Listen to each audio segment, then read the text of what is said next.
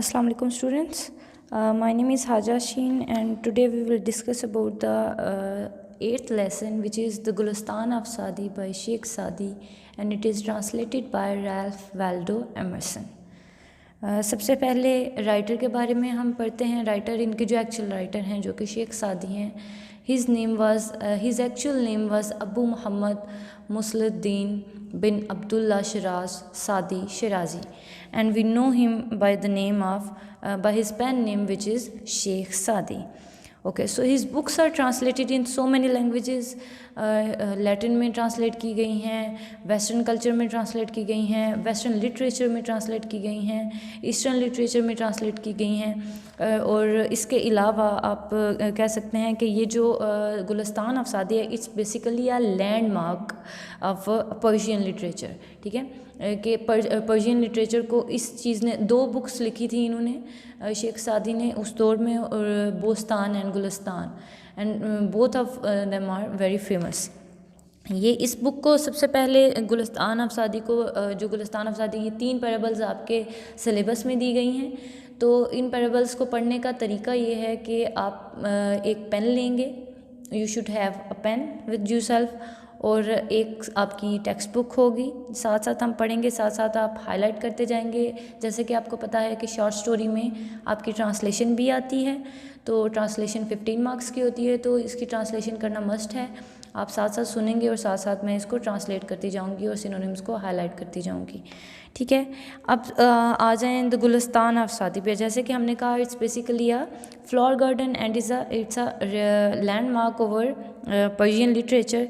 ये medieval period का आप कह सकते हैं सबसे बेहतरीन राइटिंग्स में से एक राइटिंग है, या आप ये भी कह सकते, दूसरे लफ्ज़ों में आप कह सकते हैं कि it is considered as one of the greatest medieval Persian poets. ठीक है, पोएम्स या फिर स्टोरीज़ या बुक्स आप कह सकते हैं. इसके अलावा आप ये भी कह सकते हैं कि ये जो स्टोरी है, ये जो गुलिस्तान ऑफ सादी है, it has proved deeply influential in the west as well as in the east. ठीक है, दोनों कल्चर्स में इसको ये बहुत ज़्यादा इन्फ्लुएंशियल रही है, क्योंकि ये बहुत आप कह सकते हैं प्रिमिटिव तरीका है स्टोरी टेलिंग का, जिससे आप एथिकल वैल्यूज़ किसी न किसी को सिखाते हैं, और ये यूनिवर्सल भी है, क्योंकि एथिक्स जो कि आप कह सकते हैं कि 1400 साल पहले थे, या जो कि 1258 में थे, वही एथिक्स आज भी फॉलो होते हैं. एथिकल वैल्यूज़ किसी रिलीजन में चेंज नहीं होती, किसी सोसाइटी में चेंज नहीं होती. बेशक वो ईस्टर्न कल्चर है, बेशक वो वेस्टर्न कल्चर है, एथिकल वैल्यूज़ हर कल्चर में सेम रहेंगी. तो एथिकल वैल्यूज़ जब सेम रहेंगी, तो जो एथिकल वैल्यूज़ सिखाने का तरीका है वो भी सेम रहना चाहिए. तो ये यूनिवर्सैलिटी है इनके काम में, क्योंकि जैसे कि जो है, ये आपने जितनी भी मॉरल स्टोरीज़ आप पढ़ते हैं, तो जब आप उसका इंट्रोडक्शन लिखते हैं तो उसमें यही कहा जाता है कि मॉरल स्टोरी एक बड़े प्रिमिटिव तरीका है सिविलाइजेशन को बिल्डअप करने के लिए. तो ये भी सिविलाइजेशन कैसे बिल्डअप होती है, जब इंसान एथिक्स सीखता है. अदरवाइज़ तो इंसान में और जानवर में कोई डिफरेंस नहीं है, कोई फ़र्क नहीं है एथिक्स के बगैर. तो सबसे पहले अब ये इंट्रोडक्शन हो गया राइटर का. इसके बाद अब आ जाएं स्टोरी की तरफ, जो कि है द गुलिस्तान ऑफ सादी. इसमें आप ये कह सकते हैं कि it's basically a collection of poems and stories, and just like a rose garden. ये यहाँ पे जैसे रोज़ गार्डन में एक कलेक्शन ऑफ रोजेज़ होती है, यहाँ पे कलेक्शन ऑफ स्टोरीज़ है, जो कि बहुत ही खूबसूरत है.